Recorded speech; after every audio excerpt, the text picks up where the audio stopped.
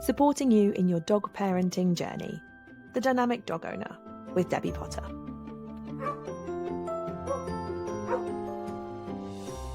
Hello and welcome to this week's episode of The Dynamic Dog Owner, the podcast designed to support you, the dog parent, in your dog parenting journey. So today we're going to be talking about some things that happened on my recent one-to-ones this week, and how I think when we are out in public and we are having our dogs off lead, we just need to be a little bit more conscious, a little bit more aware of what's going on around us and what other dogs may need. So if you haven't listened to us before and you don't know how we work, basically we generally work from our training venue because it is a secure, safe space. And that means we are in control of the environment, so we can make sure dogs succeed. But there comes a point when obviously the safety blanket of our venue needs to move on to real life settings, because that's obviously where we continue to develop and grow.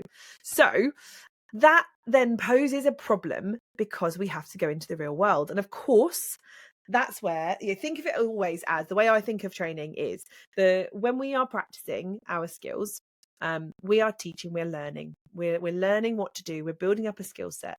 And then at some point we have to go obviously out into the big wide world. That's how it works. And obviously we're going to come across situations where we aren't 100% sure of what's going to happen. We don't know how other people are going to interact. We're not in control of the environment, but we've got the strong skill set that we've been working on to obviously help us succeed. So this week, obviously, I had 2 sessions back to back, pretty much back to back, with 2 clients who had both got to the point in their journey where they were ready for more. So they've done all of their base learning here. We've had the controlled situations. We've been, as safe as we possibly can, and now they are ready to move on. So we had one session at the local park, and we had one session at a local woodland, both because that's obviously where the dogs needed to work on. Now, both of these dogs were working on reactivity. So as you'll know, if you listened before, we've done lots of episodes on reactivity, on dogs off lead, on emotions. Look back at previous episodes. But these dogs are both reactive. One nervous reactive, is wary of other dogs, and therefore has developed I'm going to shout at other dogs, and therefore naturally has had less interaction, because most people don't want to go and shout at go and say hello to a shouty dog. And the other dog, again, a little bit nervous, but at the same time wants to play, so not really sure what to do. And therefore, managing their emotions around other dogs can be really quite challenging. So it's challenging to make sure that people give you space. So obviously when we're out and about, our aim at the moment, because we're not working on interaction, we're working on learning to chill out and share space with other dogs. We don't want to interact. That's not our goal. Our goal in our sessions is to learn to just be around other dogs and learn how to just relax, develop the emotional skill set that means I don't have to get overexcited, I don't have to bark, I can just relax. So that's what we're working on. So obviously we don't want the dogs to come and say hello to us.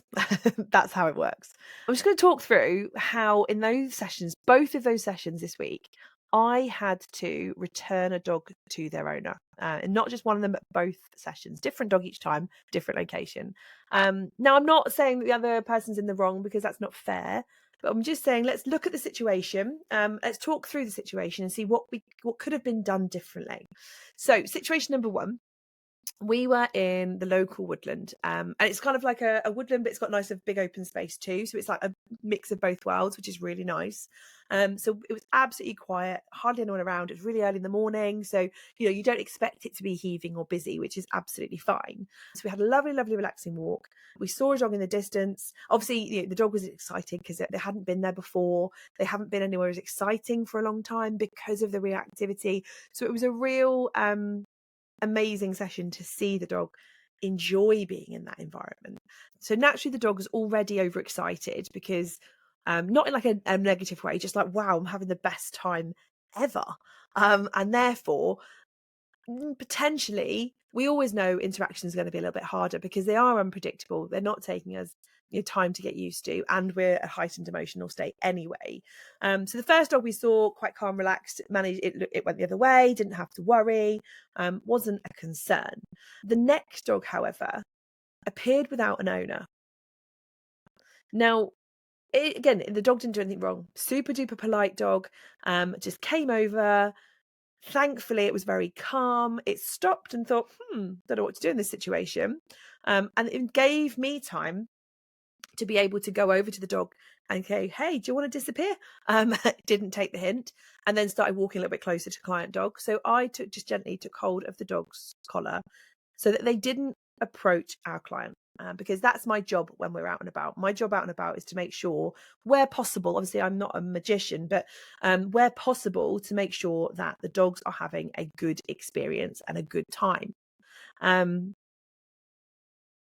So I intervene, and not a problem. Our client could then had a little bit of breathing space because the distance between them and the dog approaching wasn't getting smaller, it was consistent, and therefore she could make the right choice to move away.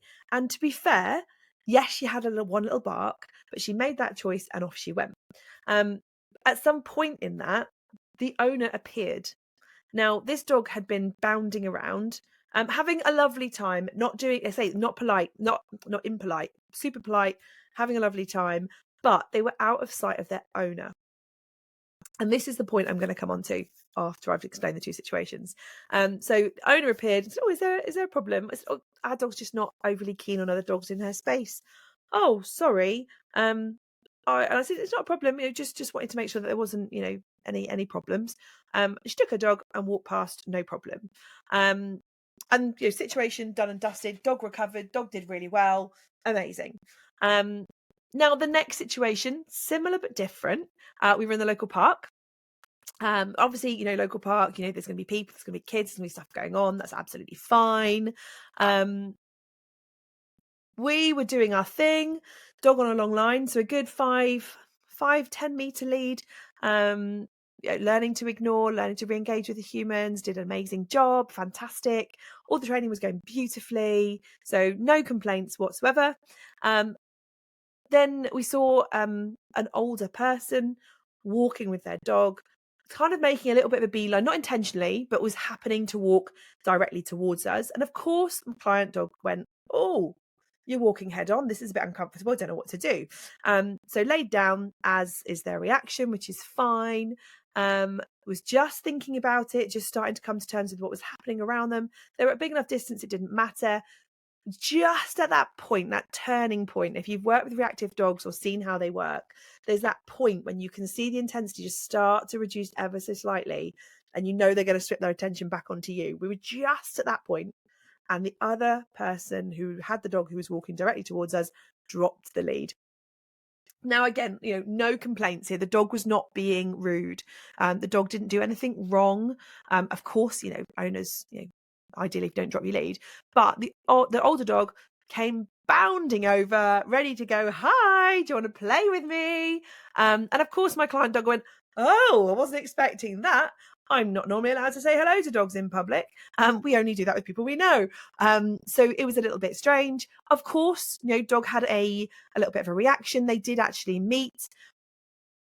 Then obviously I had to intervene. So I went, and thankfully the dog had its lead on, took the little dog and encouraged him away. Now, there was no problems here. Nothing untoward happened. The dog took him back to his owner. "Oh, I'm very sorry I dropped the lead." Yeah, as you did. That's life. Those things happen. It's not a problem. We know they're going to happen at some point. And again, in both situations, my client dogs recovered beautifully, refocus on their humans. Their reaction compared to what it would have been 3 months ago, because they're at the end of their 90-day sort of reactive rehab program. 3 months ago, their reaction would have been completely different. But 3 months on, they had one little reaction, minuscule, and instantly went straight back to being calm, relaxed, happy, and engaging with their owners. So amazing. As I always say with reactivity, we're not going to fix it 110%. Dogs are allowed to have emotions. That's okay. We want our dogs to have emotions, but what we want is for those emotions to be displayed and expressed in a slightly less intense way. And we want them to, if they have the reaction, know how to calm themselves down a lot quicker, which is what happened in both situations. So that is ideal. So, in far as everything goes, perfect situation, no issues. But my question is, or my point of today is that we need to be more aware of what's going on around us. When you're out with your dog, neither of these ladies were being rude or doing anything wrong. Because classically you get the people that are on their phones or, out talking with a friend and they're busy chatting and they don't know what their dog's doing. We didn't have anything like that.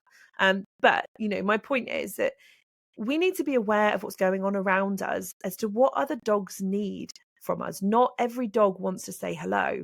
Not every dog wants dogs in their spaces. And it comes back to from the first situation especially, dogs off lead, it is not a right, it's a responsibility. And just because your dog is polite off lead and they can go over and say hello to other dogs without barking, they can recall away, they can carry on with their walk, when they do greet, it's polite, that's okay. But what about the other dog? How many times do we hear that? It's okay, my dog's friendly. Well, that's cool, but my dog doesn't know that. And actually, my dog needs more time to process that.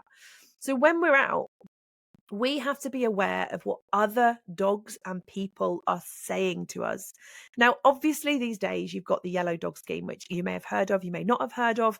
It's basically a scheme where you wear yellow that indicates my dog needs space, which is brilliant. It's fantastic. From a distance, you can instantly see if a dog is happy or comfortable for other dogs to approach or not. But what if people don't know what that means? What if people have never seen or heard of the yellow dog scheme? It doesn't help. It doesn't do anything because you don't know what it means. So it's good, but it doesn't help. So we shouldn't have to rely on yellow bibs, yellow jackets for people to respect our dogs. What we need is for people to understand that dogs, have to be under control off lead. And that means that you should be able to recall your dog away from something before they interact with it. And I think this is where the lines get a little bit blurred and people get a little bit confused around, oh, my dog's got good recall, so they can go off lead. Brilliant, your dog will recall back to you when they're doing something they shouldn't, but can they not do it in the first place? And that's the biggie. I know Dave, for example, my black lab, eldest dog, he loves other dogs. Loves them. He, in his eyes, if he hasn't, if a dog walks past him and doesn't say hello, it's a complete missed opportunity. He's getting so much better as he's older, but as a younger dog, it was quite challenging. I know I could not. I mean, maybe I could. I don't test it because I don't believe it'll happen. I do not believe that I can recall him away from another dog before he actually gets there. So if he sees a dog, starts moving towards it, I don't think if I call his name, he'll come back to me. He might do in training, he might do in the field, but he's so independent and he's so, I want everyone to love me, that he probably wouldn't in real life. I'm not going to test it because I don't see the point. I don't see the need. I don't have anything to prove to anybody. I'm quite happy with him and his life. So therefore, I don't let him off lead because it's not right. It's not fair that he can go over and pester somebody. He'd come back afterwards. He'd go, I've said hello now, Mum, I'll come back. Great. But you could have actually upset that other dog's training. You could have put worry into the other people. It's not worth it. It's just not worth it. So when we are letting our dogs off lead, we have to not just think they've got a good recall, but can they ignore stuff around them? And again, it comes down to the responsible owner sort of aspect of, I need to be aware of my surroundings. Just because I always let my dog off here at this time in this place, we have to be aware of what else is going on and read in the room. So not just in terms of, oh, there's a dog on a lead, I need to put mine on a lead, but look at people's body language. And I think this is something that as people, we overlook quite a lot. We're not good at reading body language. It's not our strong point because it's not our language. It's not what we say. It's not what we do. So I think we need to really consider looking at other people, looking at other dogs. If we understand dogs and we understand dog body language, which again we've talked about in the past, everybody, in my opinion, everybody should know, understand, and be able to interpret dog body language if you are living with a dog. To be fair, even if you don't have a dog, I think there's many situations it's really, really valuable. So, for example, I mean, it's a random example here, but my husband, if you don't know, he does a lot of work in our business, does canine first aid, does canine body language training, but he's also an ambulance worker. So he goes into families, he goes into people's homes when they are obviously probably a little bit stressed, and there are dogs in the family, and naturally, you're always asked to put them away if someone's coming in, but it's not always possible. Your dog could escape, it could come out as you open rooms. If it's him coming to you, he's like, oh, just let the dog out, it's fine, because he wants to cuddle.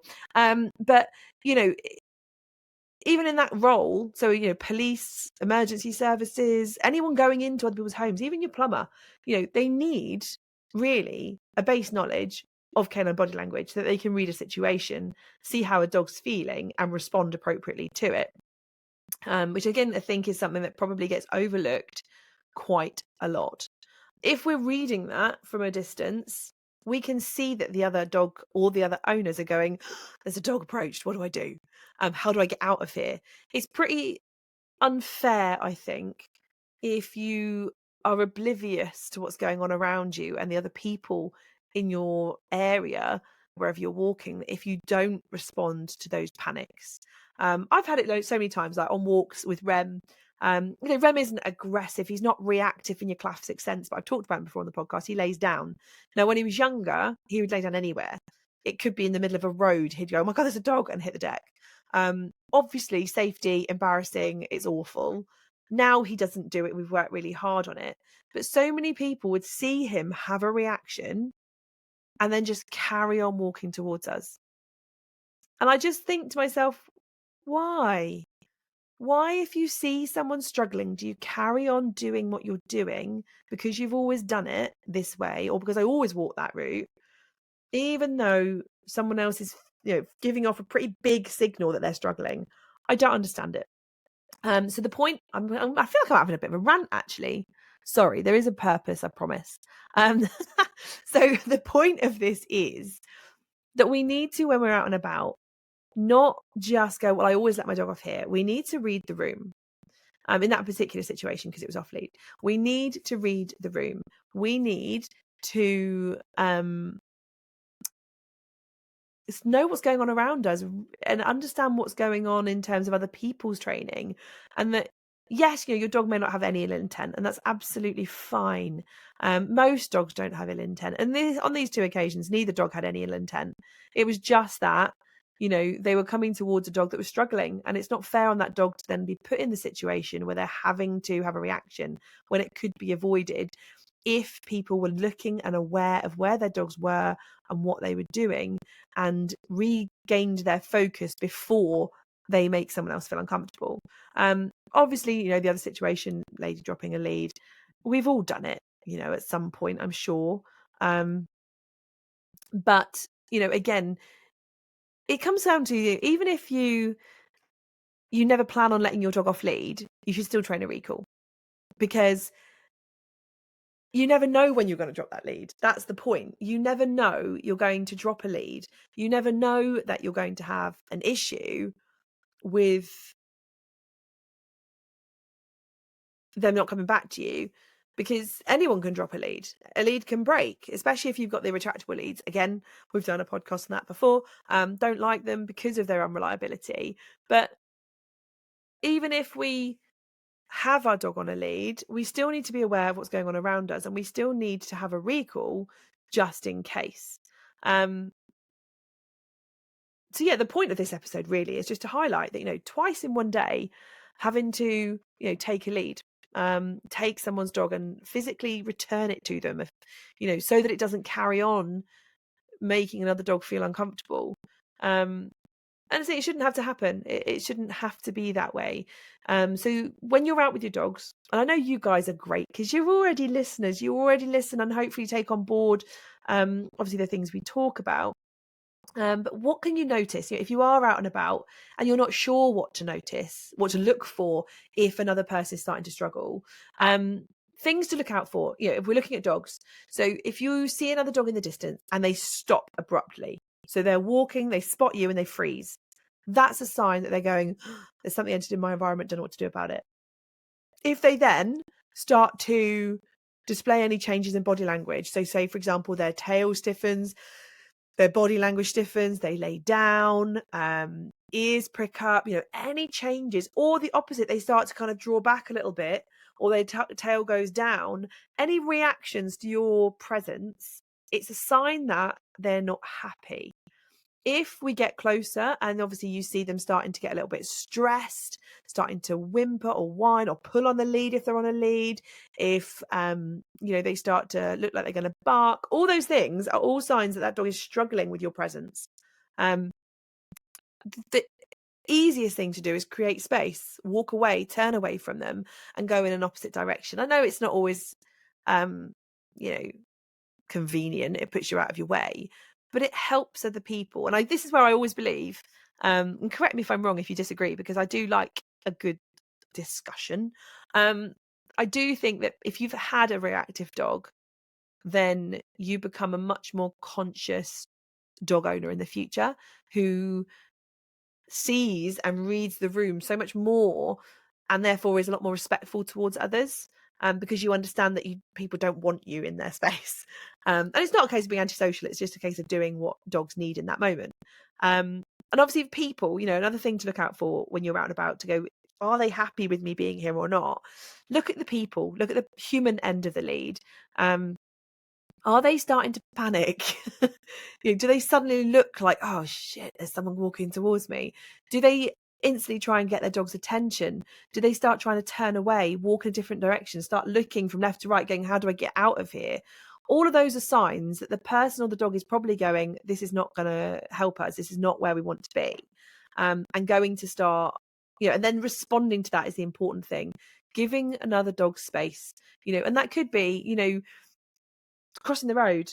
It could be just taking a little minor detour, or moving in behind like a bush or onto someone's drive or into a close, just to wait while they walk past. Little things like that basically help others so much. And I'd say, someone who works with reactive dogs, who has reactive dogs, people being aware of the situation and not just carrying on, making an effort to go, oh, let me just help that person out by giving them a little extra space, is so appreciated by people with reactive dogs.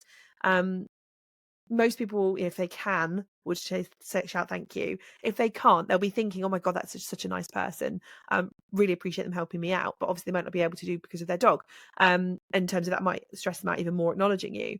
But it's just being aware of everybody and recognizing, the subtle communications that happen without us having to say anything. But yeah, just a little topic for today. Hopefully you found that a little bit useful, a little bit enlightening.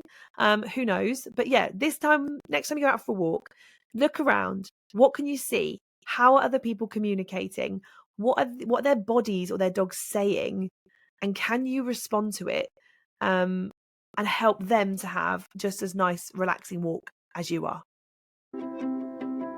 Thank you for listening to The Dynamic Dog Owner with me, Debbie Potter. See you next time.